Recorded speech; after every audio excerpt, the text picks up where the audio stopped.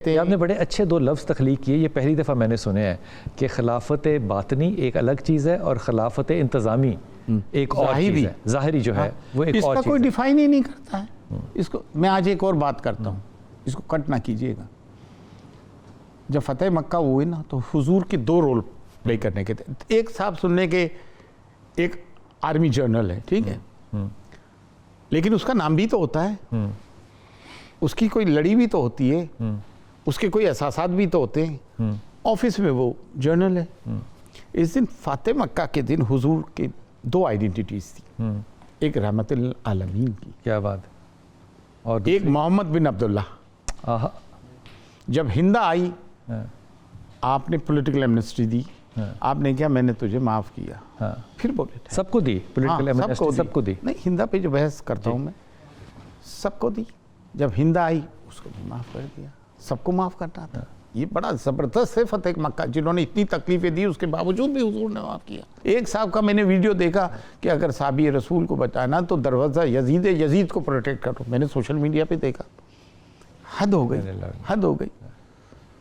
سرداد ناداد در دستے یزید حقہ کے بنا الہ الہ حسین، میرے خواجہ معین الدین چشتی نے فرما دیا۔ تو ان مولویوں کو مانے ہم، جن کا نہ حسب ہے نہ نسب ہے؟ کیا بات ہے، کیا بات ہے، کیا بات ہے، بڑی خوبصورت بات کی۔ اور یہ بات جو ہے نا، یہ اپنی کیا کہنا چاہیے، نصاب میں جو آپ نے بات کی کہ اس کے اندر تاریخ اسلام بھی پڑھانی چاہیے اور فارسی زبان بھی پڑھانی چاہیے۔ حضور اقدس اس کو نہ ہونے کی وجہ سے مدارس کے انٹلیکٹ پہ، کوالٹی آف ایجوکیشن پہ، ذہنیت پہ فرق پڑا ہے؟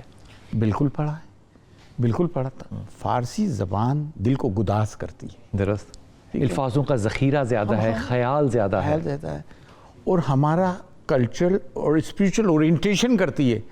تو روحانیت جب فارسی زبان ہٹائی تو روحانیت نکل گئی، خشک رہ گیا۔ صحیح کہہ رہے ہیں۔ ایک زمانہ تھا بچپن میں خدا حافظ کہتے تھے، وہ اللہ حافظ ہو گیا، ٹھیک ہے نا۔ یہ ایک فریز تھا، ایک فیلنگ تھی، اس کو ہم ظاہر کرتے تھے، خدا حافظ، وہ اللہ حافظ۔ سعودیہ میں اس پہ پھڈے پڑ گئے ہیں کہ خدا کہنا ہے کہ اللہ کہنا ہے۔ ارے یہ کیا بات ہوئی بھائی، یہ کیا بات ہوئی؟ بے شک وہ اللہ ہے، ہم کہتے تھے فارسی زبان میں خدا کہتے تھے، ہمارے بزرگ خدا کہتے تھے، حافظ خدا تمہارا، خدا حافظ۔ سعودیہ کا جو انفلوئنس ہوا نا، پیٹرو ڈالرز آئے، یہاں لوگ ملازمت کرنے کا فنڈنگ ہوئی، اس نے ٹوٹل فارسی کو تو بالکل ہی، کیونکہ ایران اور سعودی عرب، لیکن ہمارے پاس تو آپشن ہے نا کہ ہم فارسی پڑھا سکتے ہیں، ہم تاریخ کا ایک چیپٹر جو ہے وہ لا سکتے ہیں، ہم نہ لانے سے کیوں، ہم لانے سے کیوں گریزہ ہیں؟ ویری سوری ٹو سے، آپ کے تو بڑے بڑے سینٹ ممبرس کو اور ان کو قرآن کی آیتیں پڑھنا نہیں آتی۔ درست کہہ رہے ہیں آپ۔ تو یہ کہنے کا مجھے حق ہے کیونکہ میرے باپ داداؤں نے اسلام پھیلایا ہے، and I have every right to say. تو آپ یہ سمجھیں گے کہاں سے؟ ان کو فرصت ہی کہاں ہے یہاں سے، اور پھر یہاں پہ کہ علماء اس چیز کو لائیں گے کہاں سے، اور مشائخ اس بات کو ذکر کریں گے یہاں پہ کیوں؟ انہیں فرصت ہی کہاں ہے۔ ایک بہت بڑی تبدیلی جو آپ چاہیں گے کہ اسلام کے اندر ایک آنی چاہیے، مجھے لگتا ہے کہ وہ تبدیلی جو ہے وہ درگاہوں کو درسگاہیں بننا چاہیے، جو ہوا کرتی تھی۔ جی، درگاہوں کو درسگاہ بننا پڑے گا، مدارس میں فارسی اور اسلامک ہسٹری کو پڑھانا پڑے گا۔ آپ دیکھنا اپنے آپ چینج آ جائے گا۔ کوئی کسی کو ممبر پہ بیٹھ کے کوئی کسی کو گمراہ نہیں کر پائے، کوئی کسی کو کافر نہیں کہے گا، بالکل کافر کہیں گے، وہ لذت آئے گی، وہ بالکل نستعلیق بالکل آئے گی ہمارے۔ دیکھیں آپ کو ایک بات بتاؤں، یہ جو ہے نا کیا کہتے ہیں اسے، وہ کسی بھی درگاہوں پہ آپ چلے جائیں وہاں سے فتوے نہیں دیے جاتے، دارالفتہ نہیں ملیں گے آپ کو۔